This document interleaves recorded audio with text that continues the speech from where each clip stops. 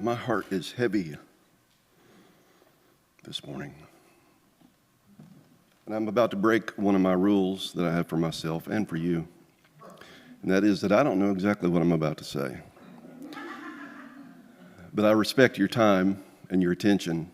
It's valuable, and I don't want to waste any of that for you. I know what's in here.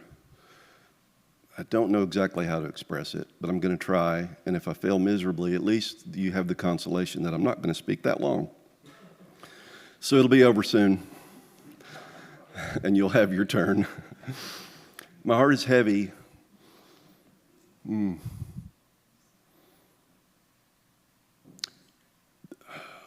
Thy kingdom come, thy will be done on earth as it is in heaven. Thy kingdom come, thy will be done on earth as it is in heaven. On earth as it is in heaven. That's how that works. We see heaven, we see earth. Can we grab a hold of both of those and with all of our might pull them together and make them the same thing? Make them fit and put them in here. Put them in here, in this room, among these people. My heart is heavy because of gratitude. I'm not sad. I'm extremely grateful for you,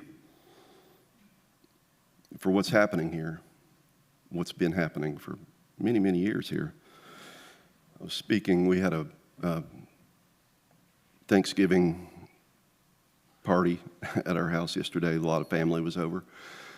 And I was speaking with one of my family members, and we were talking about church, and he was describing some of the stuff going on at his church, and it was harrowing. He was talking about, well, this one and that one are arguing over who runs the slide projector, and this lady's accusing the pastor of all kinds of crazy, just wild, crazy things. It just is bizarre.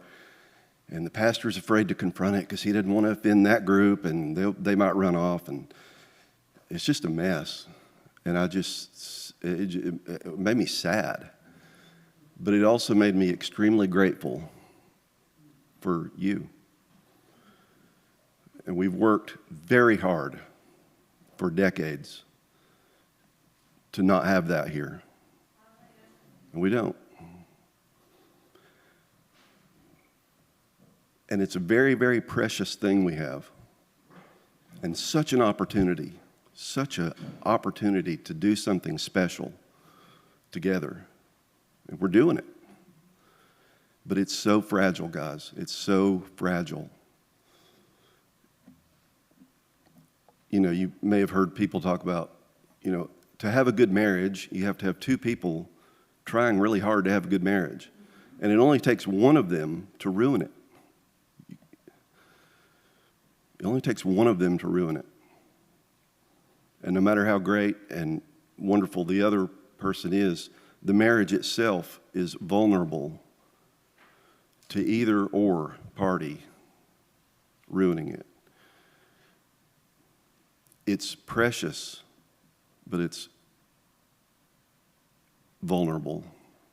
It's something that has to be carefully preserved forever. You can't let your guard down in a marriage. You have to work every day, all day, to preserve that precious thing. Now, times about 1,000, that's how you have a church. Because, especially in this church, because any of y'all can come up here and talk. And so we have such a responsibility to approach that respectfully and prayerfully and carefully.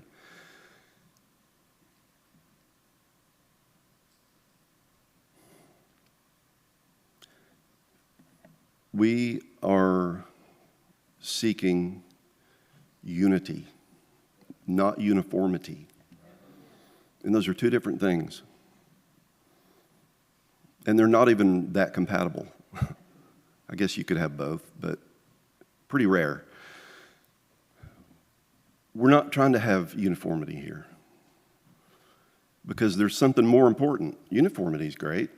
So we all have the same style of worship. We all have the same background. We all have the same personality. We're all extroverts or we're all introverts. The same. I guess that'd be okay, but that's not what we're trying to do here. Not because it's bad. Uniformity's not bad. But it's just not as important. It's not that important as unity. And what is our unity? It's with Jesus Christ. Our unity is around love. That's what we're really trying to do here.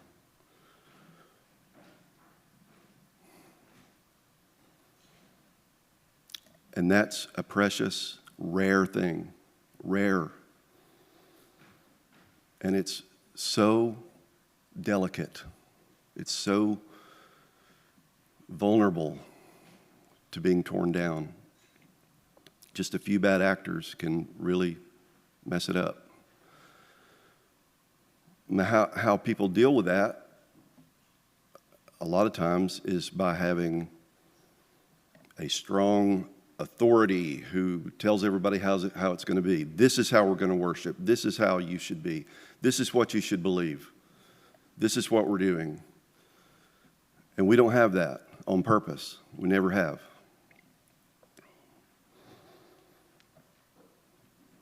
But we have love as the highest thing. And it's okay that we're not uniform all the time. Me and Nehemiah have been part of this church from day one. He was a little kid. And I was a little older kid. Slightly older kid. And Nehemiah and I are very different. He's extroverted. I'm a hopeless introvert. And he's not going to change, and neither am I. But God has stirred up such a love. Right? Such a love.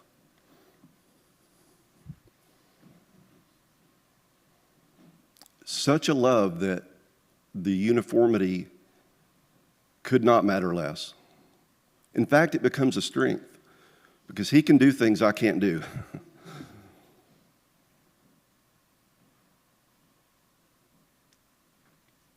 And, we all have the scriptures are just full of, you can never get to the bottom of all the beauty and all the important things to think about. And we all have chosen different elements out of the scripture and out of this Christian experience that we're having to sort of focus on and magnify. Just things that we like, things that really speak to us. But it's different for different people. And you're not required to really get jazzed about the same things that I'm jazzed about in the scriptures. And that can become a strength because I can learn things from you that I didn't think about. I wasn't focused on it. And then you bring something and I'm like, wow, that's important. But love is the highest thing. And that presents a difficulty because the higher you go, you get to love. You take all the good things that you can think about, all the good things that I could do, all the good things that I could learn, and all the good, righteous things, and just spread them out and look at all of them and say, well, this good thing here is good because there's a higher good thing that it participates in. And then that thing is good because there's an even higher good that participates in. And you go all the way up. And you end up at love every time. Doesn't matter where you start. You end up at Jesus Christ, who embodies perfectly the principle of love. That's where we get to. But the problem is, I can say, hey, it's real simple what we're doing here. We're just promoting love. Well, true, but that's such a general statement. It's like, that could mean a lot of things. So that is our job, is to look up,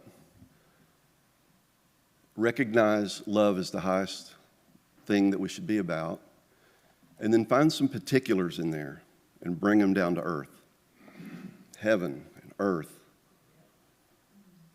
I'm not Jesus Christ. I will never be the whole embodiment of everything it means to express love. But I got my little piece of it, and so do you. And so that's what we're doing together, is we're reaching into this universe, gigantic concept called love, and we're trying to pull out some little particulars in ways that we can do and express those. It could be a phone call. It could be a pat on the back, a hug. It could be some encouraging words. It could be taking some food to somebody. There's a billion things it could be, little particular things, but they all come from this high place. We're expressing in little granular ways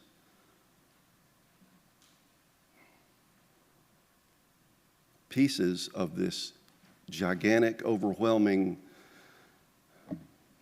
concept that we're all unified around, which is love, embodied in the man, Jesus Christ. That's what we're doing. That's what we're doing here. And it's scary. It's scary because you have a responsibility now to participate in it. And nobody's going to tell you what to do exactly.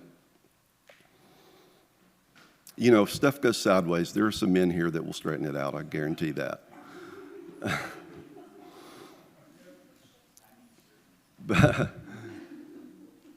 But you have a responsibility to seek, to participate, to help,